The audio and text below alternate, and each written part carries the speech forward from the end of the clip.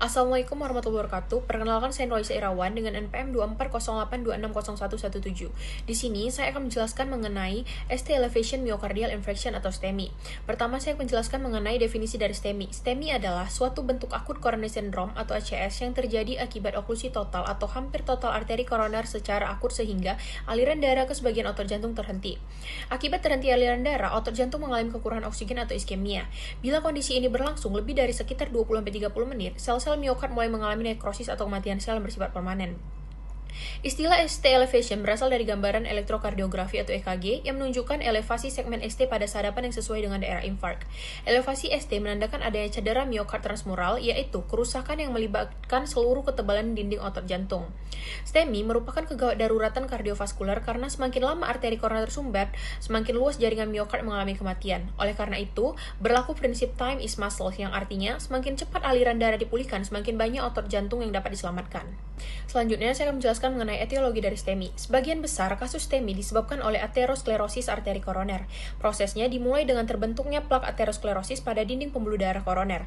Plak tersebut dapat mengalami ruptur atau pecah atau erosi sehingga isi plak yang bersifat trombogenik kontak dengan darah. Keadaan ini mengaktifkan trombosit dan sistem koagulasi sehingga terbentuk trombus yang dapat menyumbat arteri koroner secara total. Selain aterosklerosis, STEMI juga dapat disebabkan oleh spasme arteri koroner, emboli arteri koroner, diseksi spontan arteri koroner, trombosis stent, kelainan kongnital arteri koroner. Selanjutnya, faktor risiko STEMI hampir sama dengan penyakit jantung koroner, yaitu faktor yang tidak dapat diubah seperti usia lanjut, laki-laki atau wanita meningkat resikonya setelah menopause, kemudian riwayat keluarga penyakit jantung koroner dini. Kemudian ada faktor yang dapat diubah seperti hipertensi, diabetes mellitus, dislipidemia, merokok, obesitas, kurang aktivitas fisik, diet tinggi lemak jenuh, dan penyakit ginjal kronik. Selanjutnya, patofisiologi dari STEMI. Patofisiologi STEMI dimulai ketika plak aterosklerosis yang sebelumnya stabil mengalami ruptur atau erosi. Paparan kolagen dan inti lipid plak akan mengaktifkan trombosit. Trombosit kemudian beragregasi dan melepaskan berbagai mediator seperti ADP dan tromboskan A2 yang memperkuat pembentukan trombus. Secara bersamaan, sistem koagulasi diaktifkan sehingga terbentuk fibrin yang menstabilkan trombus. Apabila trombus menyumbat arteri koroner secara total, aliran darah ke miokard terhenti. Dalam beberapa menit terjadi iskemia miokard yang menyebabkan gangguan metabolisme sel, penurunan produksi ATP, serta penumpukan asam laktat. Bila iskemia berlangsung lebih dari 30 menit, terjadi nekrosis miokard yang dimulai dari lapisan subendokard dan kemudian meluas ke seluruh ketebalan dinding jantung. Sel miokard yang mati akan melepaskan biomarker jantung seperti troponin I, troponin T, dan CKMB ke dalam sirkulasi. Semakin lama arteri tersumbat, semakin luas daerah infark sehingga fungsi pompa jantung menurun dan risiko komplikasi meningkat. Selanjutnya ada manifestasi klinis. Keluhan utama pasien STEMI adalah nyeri dada khas atau angina. Nyeri biasanya dirasakan di belakang tulang dada, terasa seperti ditekan benda berat, diremas, tertindih, atau terbakar. Nyeri berlangsung lebih dari 20 menit, tidak membaik dengan istirahat, dan umumnya tidak hilang dengan pemberian nitrogliserin sublingual. Nyeri dapat menjalar ke bahu kiri, lengan kiri, kedua lengan, leher, rahang, punggung, atau ulu hati. Keluhan lain yang sering menyertai antara lain sesak nafas, keringat dingin, mual dan muntah, palpitasi, lemas, sinkop, rasa cemas. Pada pasien diabetes dan usia lanjut dapat terjadi silent myocardial infarction, yaitu infark tanpa nyeri dada yang khas. Selanjutnya, diagnosis STEMI dapat ditegakkan berdasarkan kombinasi gejala klinis, EKG, dan biomarker jantung. Yang pertama, elektrokardiografi atau EKG. EKG 12 sadapan harus dilakukan dalam waktu kurang dari 10 menit sejak pasien tiba di fasilitas kesehatan. Kriteria STEMI meliputi adanya elevasi segmen ST pada minimal 2 sadapan yang berdekatan, sesuai kriteria usia dan jenis kelamin atau adanya left bundle branch block.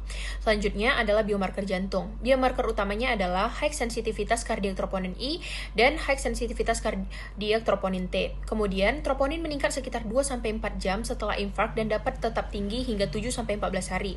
CKMB dapat digunakan untuk mendeteksi reinfarkt karena turun lebih cepat dibandingkan troponin. Kemudian ada pemeriksaan penunjang lain seperti darah lengkap, elektrolit, fungsi ginjal, profil lipid, gula darah.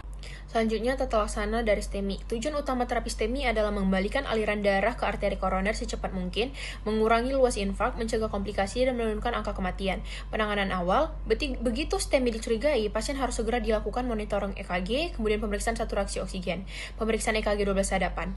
Oksigen hanya diberikan bila saturasi oksigen di bawah 90%, terdapat gagal nafas atau shock. Selanjutnya ada terapi farmakologis. Yang pertama, antiplatelet. Semua pasien STEMI harus segera mendapatkan aspirin loading dose 150-200 300 mg, kemudian dilanjutkan dosis pemeliharaan. Kemudian diberikan antikoagulan. Selama fase akut diberikan antikoagulan sesuai strategi reservasi, misalnya UFH, kemudian enoxaparin. Kemudian diberikan nitrat, nitrogliserin diberikan untuk mengurangi nyeri dada dan menurunkan preload. Namun, nitrat tidak boleh diberikan pada pasien hipotensi, infak ventrikel kanan.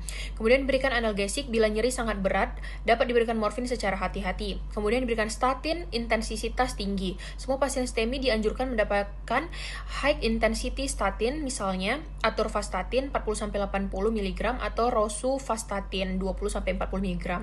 Kemudian beta blocker diberikan bila tidak terdapat shock, gagal jantung akut, bradikardia, atau blok AV derajat tinggi. Selanjutnya ada terapi reperfusi. Reperfusi merupakan terapi utama pada STEMI. Primary Percutaneous Coronary Intervention merupakan pilihan utama bila dapat dilakukan tepat waktu oleh pusat memiliki fasilitas PCI.